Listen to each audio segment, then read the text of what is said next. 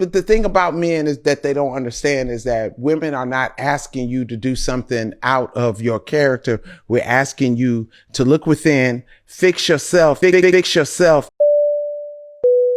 Men are not in crisis or experiencing any sort of social epidemic more so than they are reacting to their sustained loss of a patriarchal advantage.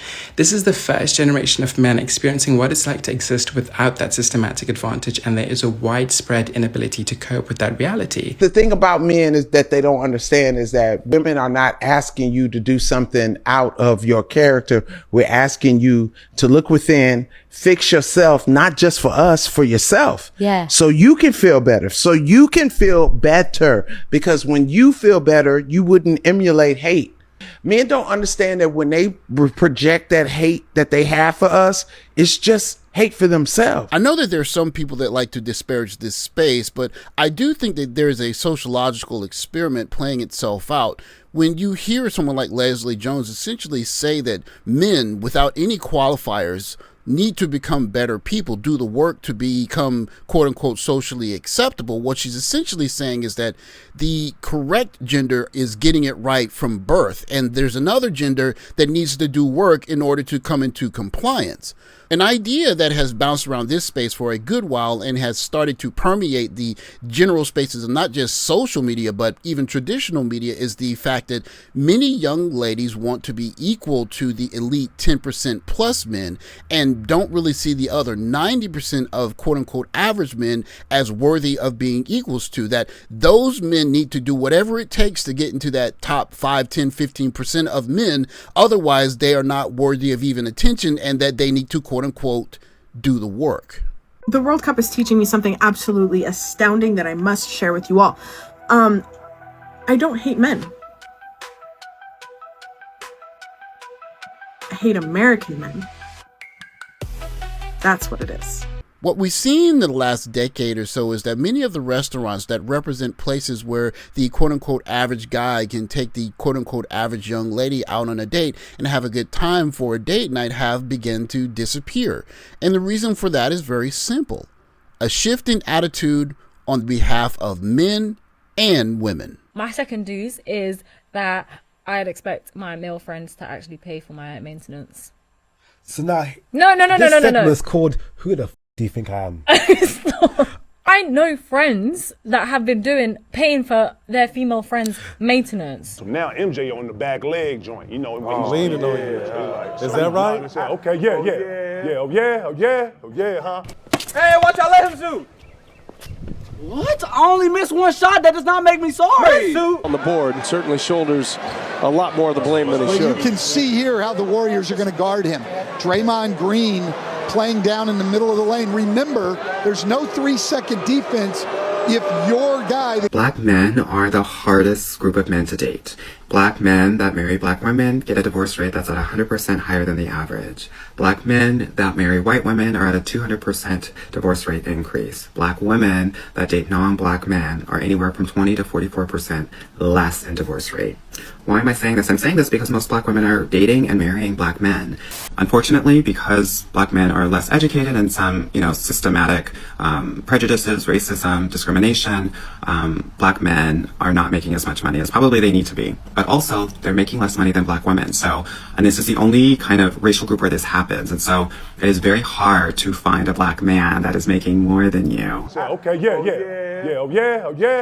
huh? For anyone that's played basketball at a relatively high level, I would say high school basketball at least or up, or just on very high level pickup basketball courts, the two words that you never want to hear someone say to you, especially when you're going through the yips or when your shot is not falling, is self-check.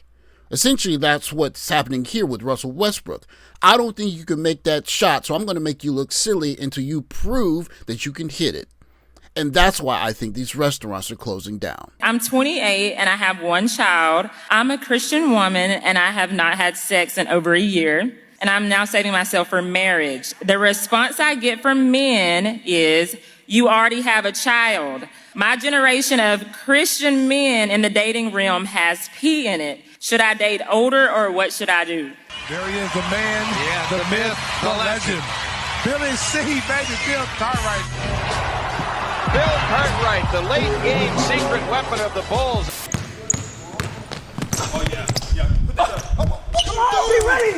better be ready for that. What are you doing? Oh, it's just me versus the world out here. I've come to the conclusion that if you're my homeboy, I need to be getting princess treatment.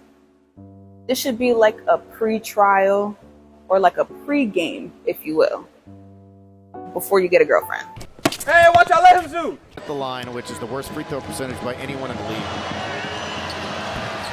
Yeah. Living in a female body in the United States of America is a wild-ass experience. The rampant sexism, misogyny that exists in this culture still is not just my lived experience. The trauma that is in my body is not only my trauma. It's my mother's trauma, which I am certain had sexual assault in the movie industry. It's her mother's trauma, which epic abuse in her life from male-bodied people. And it's that entire maternal line. And epigenetics is a wild thing to study, and that's the trauma that carries down in the DNA of a person. And the privilege that people have in a male body, just by existing in a male body, of the trauma they didn't endure is great. Yeah, oh yeah, oh yeah, oh yeah, huh? Hey, watch out, let him shoot. Blew that ball up. A real soft life is your own money, your own career, your own peace, and a man pouring on top of that. Guess what happens when you date a man beneath you? Beneath you. A man that makes less money than you. I don't hate men. I hate American men. That does not have the drive of life that you have. A man that does not have passion and dreams. He's stagnant in his life. He does not have the work ethic that you do, the education that you do. I don't have no money. I don't even know how I'm finna eat. I don't even know how I'm finna get something to eat. I don't know. He has no drive to do bigger and better things the way you do. Guess where he's going to get all his energy from, all his money from, all his drive from? From you. That's right. He will suck the life out of you. Yeah, oh yeah, oh yeah, oh yeah, huh? Hey, watch out, let him shoot. All season long for him. That's how they play. Look at it. You see the way he made that shot. An ambitious woman 100% needs a man who is twice as ambitious as her, or the relationship is not going to work, period. Listen, not every woman wants to be a 7-figure entrepreneur. Not every woman wants to be in the top 1%, own a company, or have 1 million followers. That's fine. If that's not you, this is not for you. But if you are that woman, the one with a real vision, who's always 2 steps ahead, who's already building, your partner's plan needs to be bigger than yours. Not equal, bigger. This video is actually a good example of the new phenomena where she's not really even addressing 90% of men in this video. She's appealing to the top 10% of men, saying, you need a woman like me. You make twice as much as me. You are in a position where you're leading a company, and I can come in, quote unquote, add to that. But the problem with what she's pitching here is that she's not asking that man what he wants. She's just showing up and saying, you're a guy, I'll be your partner, and we'll work together. But you need to be twice as driven, twice as ambitious, be more of a business person than I am, so that I can fit neatly into the slot that I'm, quote unquote, supposed to. An ambitious woman is already great at leading herself. She outworks most men under the table. She does not need a man who can't keep up with her. She needs a man who can pull her forward. In order to soften and ignite for a man at the same time, his vision, work ethic, and leadership has to blow hers out of the water. Men are built to lead and to provide. That is how polarity works. When his plan is not bigger than hers, the polarity flips. And when polarity flips, attraction dies. She gets bored, she gets turned off, and eventually she leaves. Can these relationships be built? Sure. But they usually break because one person is building in one direction and the other cannot keep up. Love alone is not enough for an ambitious woman. She wants to build together. And eventually the ambitious woman realizes she brings more to the table and she resents him for it. But the thing about men is that they don't understand is that women are not asking you to do something out of your character. We're asking you to look within, fix yourself, not just for us, for yourself. Yeah. So you can feel better. So you can feel better. When I talk about the social experiment, it's pretty obvious at this point. This young lady essentially thinks that she is so wonderful that she doesn't really have to bring anything to the table except showing up as a high-performing woman, and that the man that she wants should want her. Now, I'm not saying it's right or wrong, but her perspective is essentially, if a man that has achieved twice as much as me and doesn't want me, there's something wrong with him, and he needs to be programmed correctly, instead of saying, what does he want? Because in this modern environment, essentially what we have is many people telling men, one, that you're defective. What can men do leaving here? Be better.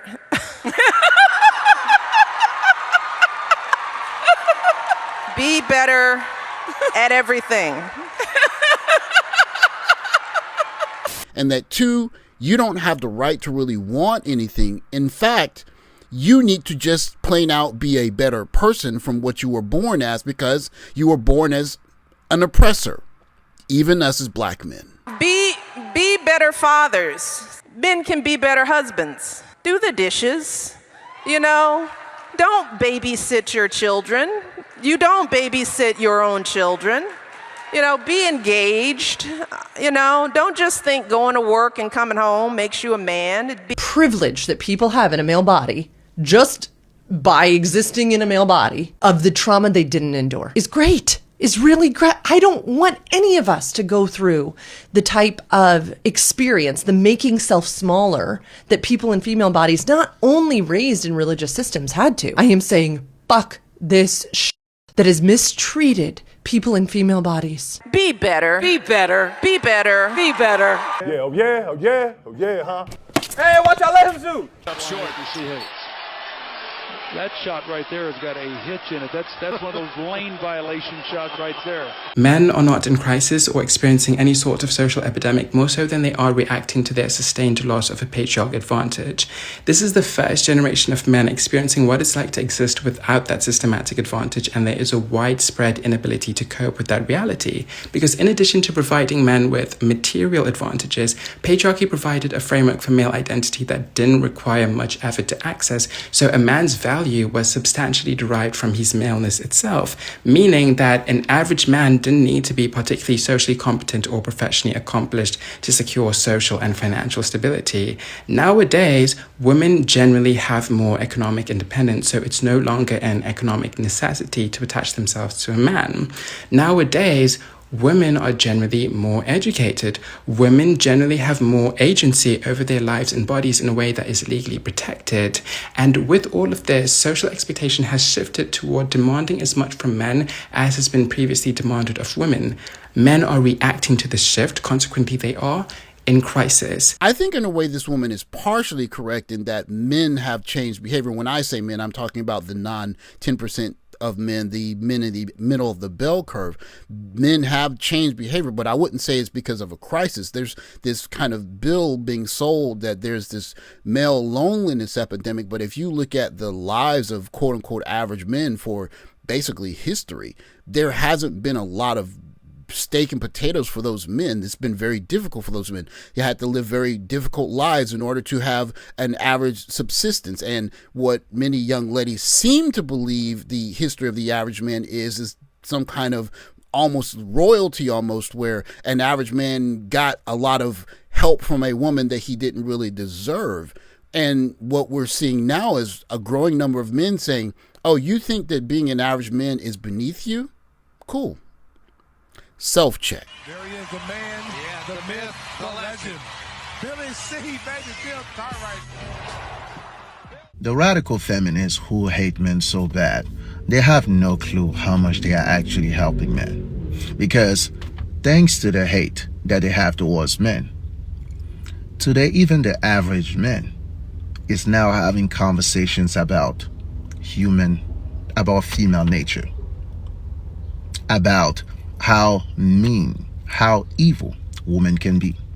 That's a conversation that always existed only among men who were just naturally very, very curious. The average man always just put his head down and served. Now even the average man, don't forget that it's the average man who actually keep this society going. They don't want to participate in the game anymore because they are like, okay, we're supposed to do everything for these women and we don't even get the most basic gratitude? And we are demons? You know what? No. We're not playing this game anymore. And this is thanks to the radical feminists. they are actually awakening the entire male population. And I found it very, very interesting. That's why I believe that the next 10 years is going to be very, very interesting, to say the least. It's going to be a lot of fun. Yeah, oh yeah, oh yeah, oh yeah, huh? Hey, watch out, let him shoot. Advice to Indian guys is learn from black dudes. Because these men really know how to take you on a date. Every time I went on a date with a black guy, top notch. They take you like good places, good restaurant, expensive restaurant. You don't even have to think about anything. Everything is set, planned, and well executed. They open the door for you. They do everything top notch. And I was just listening to some Afro beats and some rap music, and every time it's just about how they want to spoil their women and how much they want to take care of them. And I'll be listening to some Bollywood music and it's all about like sacrifice and I'll give my arm and like just shut the fuck up, okay? We don't really need that arm and like we just need to be treated well. So Indian dudes, please take note from these black guys. If you've ever played basketball and you were guarding someone that had an unorthodox jump shot like this one, it would be your natural inclination to say, prove to me that you can hit that shot before I can test it properly the next time up the court. And until that shot would go in, you would sag off of that jumper. And I think that's exactly what's happening with young men in this modern dating market, especially the quote unquote average men. There are two things happening at the same time. There's this kind of unappreciative idea that average men don't really deserve very much, and unless you're a man that's in that top 10, 15, 20%, you should not be appealed to at all. And when you get in that top 10, 15, 20%, you're supposed to accept me because I'm amazing. And I think one thing that's happening is that those men in that group have their fill of women, and many of those young ladies are walking away emotionally hurt because those men didn't commit. And the other thing that's happening, of course, is that those quote unquote average men, especially average quote unquote black men, are seeing demand for them in places that maybe you wouldn't have really expected previously. So if you're a black man in our case and you're getting your act together, you're making a decent salary, you're keeping your nose clean, and you're getting better year by year, and every time you look out, you're hearing how you need to do better, you need to be better, you need to bring X, Y, and Z to the table, and you don't see anyone in your environment appealing to you, it's only natural for you to take a couple of steps back and say, self-check.